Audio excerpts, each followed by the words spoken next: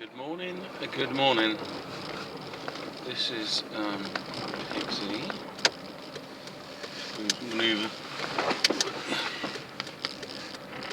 Okay, it's gonna be fun.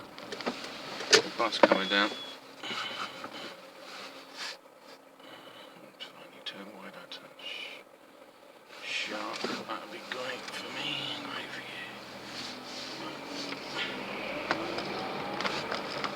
Yeah, just some latest developments actually, and it'll feed into the Lumerian mask. Basically,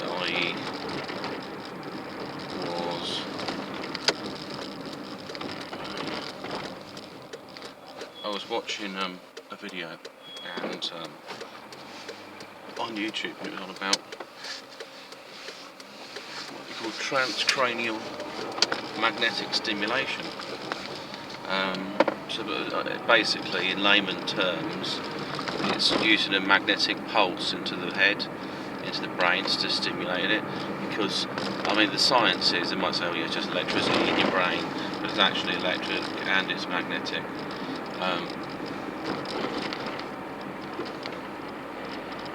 So this is a kind of area of work. Definitely the issue of the pineal is why it reacts to the sunlight is because it has a magnetic relationship with the sun, and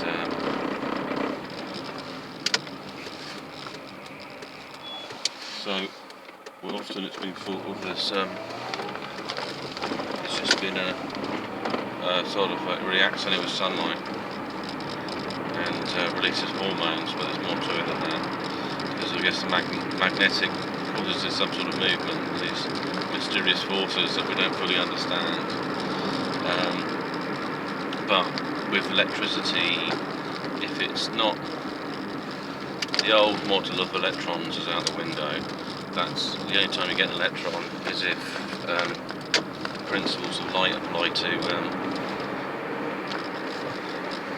the electron. It comes into resistance, so it forms into something like a photonic package. It forms a structure, but it's like a holographic container. That's what that is. So you heard it live here. Holographic containers. Magnetism. Now, in isms, like philosophy, like Buddhism and stuff like that, it's like a religion. Scientism. So that's what most scientists practice, where it's outside of where it cannot be practically shown in front of someone. It's an ism. So that's where it falls into. So like flat earthers, they're flat earth isms, or something, or same for globalisms. It's that part of it. The net, as in planet, it's a field of area controlled by grid. So mag, if you break that word up, that section of the word, Margie, that's what you get. So Mother of God, which is the void by which the consciousness of God was spawned, and then manipulated the fabric of other dimensions to create this dimension, I guess, this universe. That's the easy information to get in the back of my brain's coming from. See, often with channeling, you're doing it all the time anyway, like I mentioned before. You just have to relax your mind, and then you go deeper into a more subconscious state. So going back to the transcranial magnetic stimulation, I was watching it, and he said about pains in the head, and he was saying where the pineal was. That's what he was pointing to. So I've raised that, is at the pineal. Now, my experience when I wore the Lumerian crown is I had a bit of this pressure, I felt like a pressure wave or pressures in my forehead, and I didn't know what that was, and I thought, I wonder if that's my pineal growing or doing something. Right. So that's interesting. Possibly it is, because if you like a muscle, if you're stimulating it, it's going to get sore, it's going to ache, you know, there's more fluids going to it. It swells up. It, you know, pushing the brain around a bit. There's not meant to be nerves in there, but I think it kind of generates. You can generate it through a kind of holographic sort of internal imaging. You know, like you feel that something, a pain's in a particular organ or something like that. But you're not supposed to have a lot of really much nerve feedback from certain places. But you do. I think you do have deeper access. It's just in the more confined parts of your brain. So, pineal stimulation via the TMS system. There we go. That was just a chap indicated within about a few seconds of hitting the roundabout. It was a small roundabout, so yeah, that's what's not good. So the pineal activation, they're only using it to treat health problems.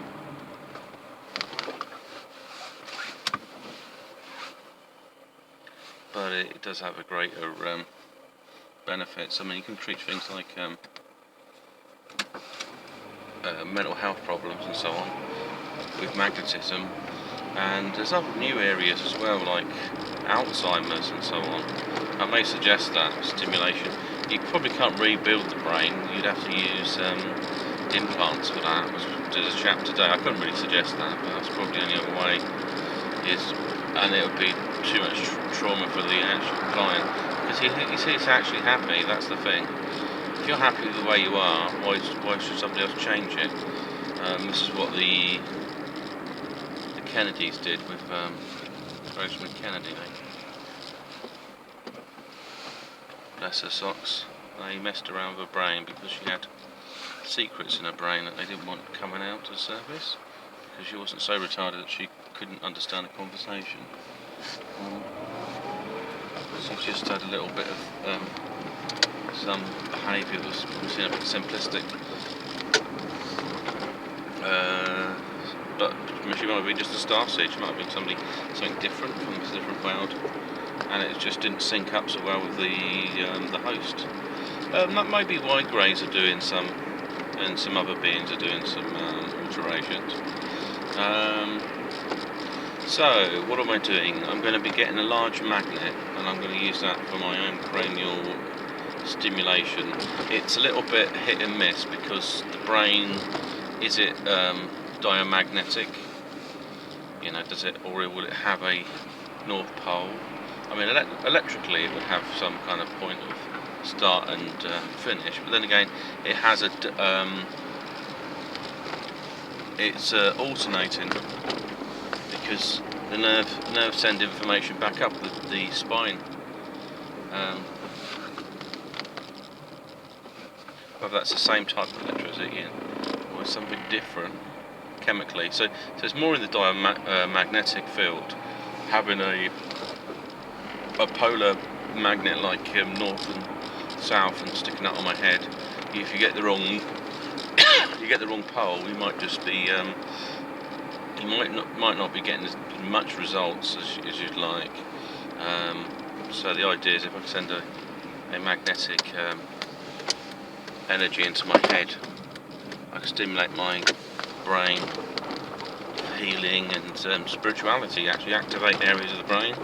I was reading about some study they did, and they had some people, they asked some questions, and it's a biased study, but what they did is they said to the people, you can lie if you like, and they stimulated people on the left side of the brain, and stimulated somebody on the right. The people on the right side of the brain were more likely to tell the truth, and people on the left were more likely to lie. One encapsulates another.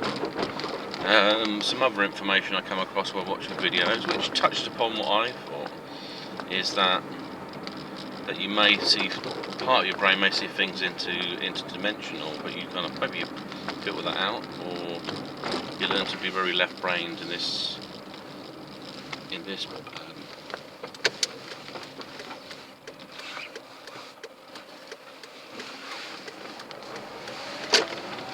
world, because the whole education system's left-brained.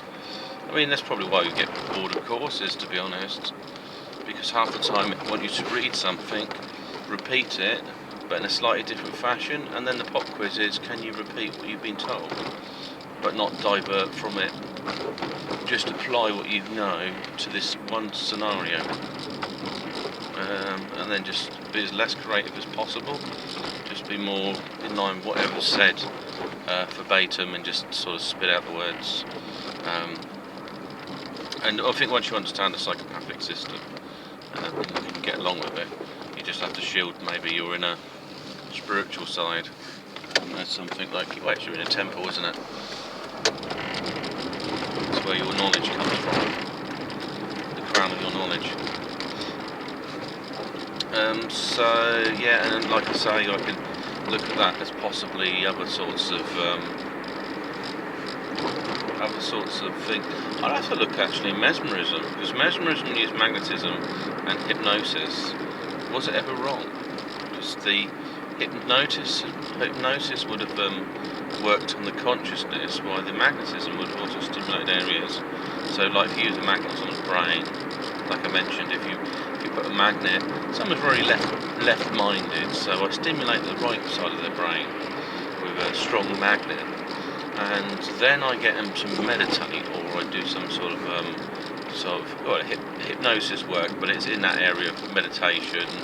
You know, you act as a guide, like a spirit guide to this person, and they can create the way of them however they want.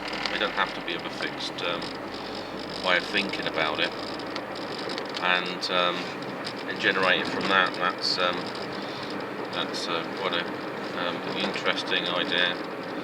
The only problem is I want to get large magnets. I've got to put them, make sure I keep them in a kind of confined area, just in case the thing shoots off towards something metallic and smashes itself up. Because that's the thing, is if it gets whacked around, they mash up a bit. What I really want to know is the radius of the energy, not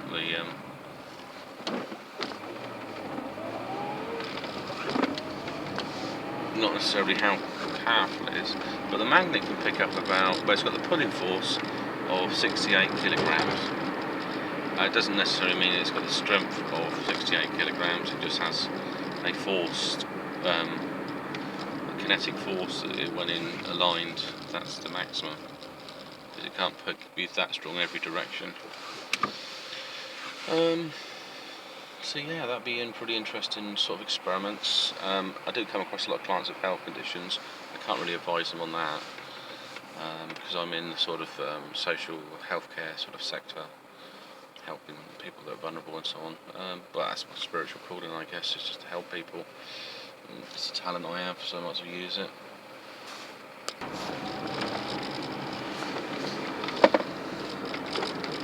So, I mean, people with autism and stuff, they want to look at magnets. I don't know how easy it is to put magnetic things around a child.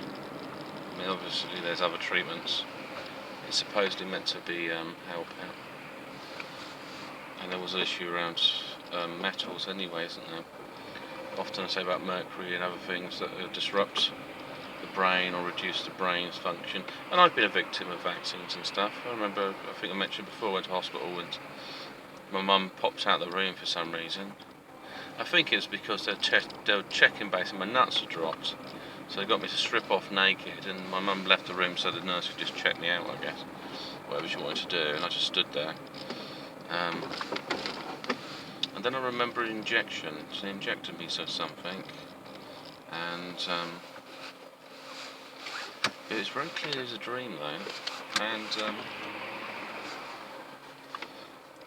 then she checked my pulse rate to see if I had a reaction to this, what they injected me. And then she was thinking about.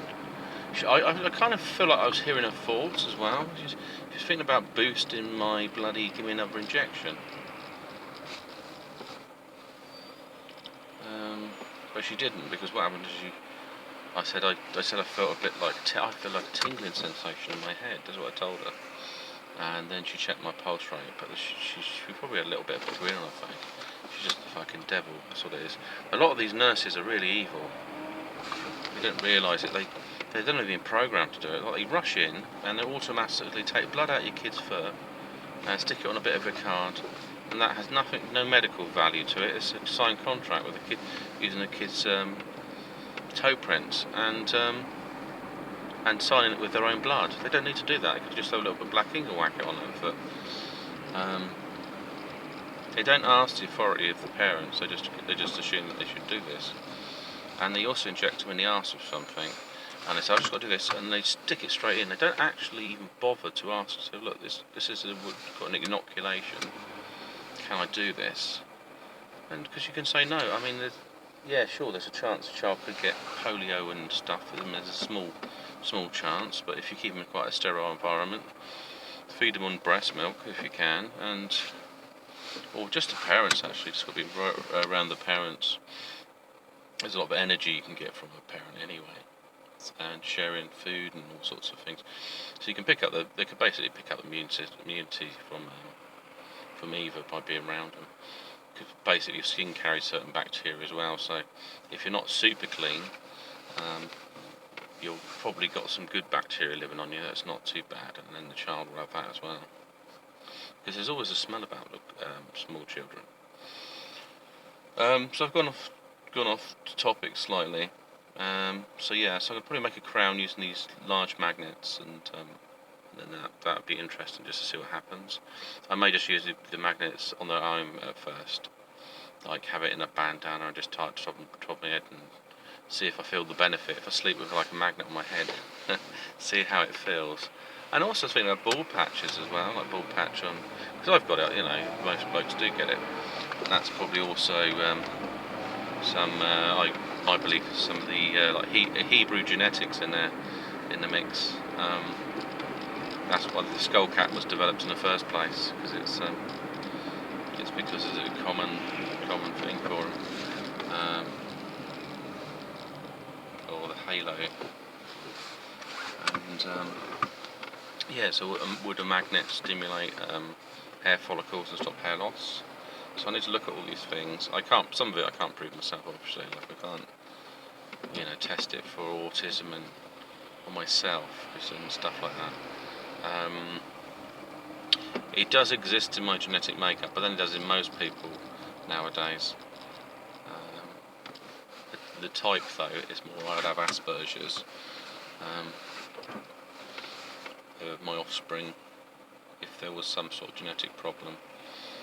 Or just not enough minerals or brain development. So that's one section. I just have to get back to when I've got the magnet delivered. So that'd be cool. And the other thing I had this morning was some very strange, actually. It's worth telling you about this stuff. Probably a tall white grey.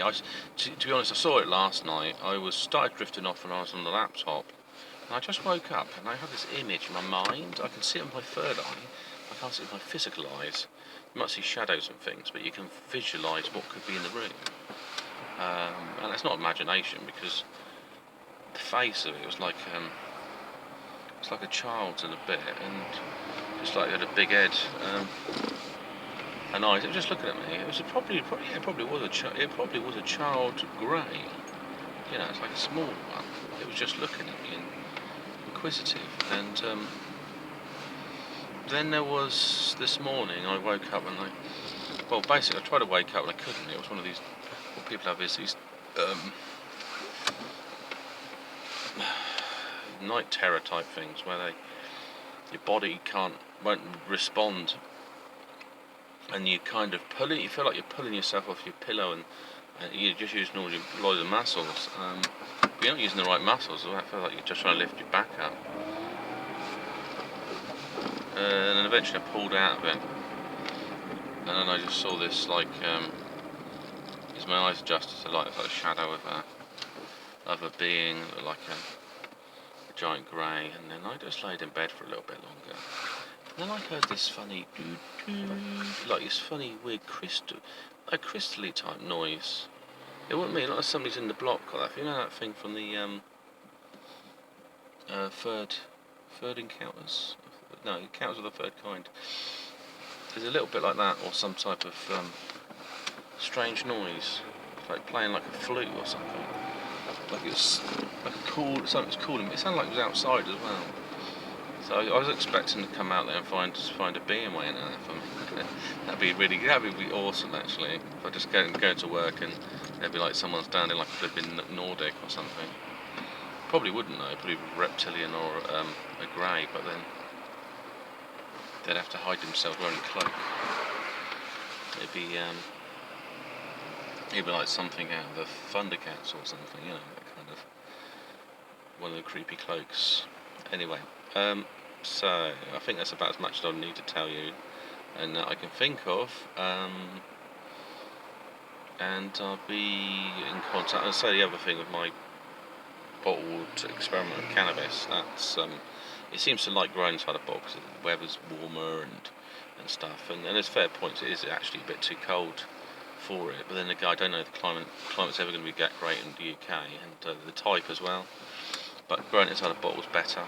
It seems to be happier, and then I can also shift it around the flat, and so if it looks like it's suffering from the cold, I can just move it across. Anyway, it's pretty sign off.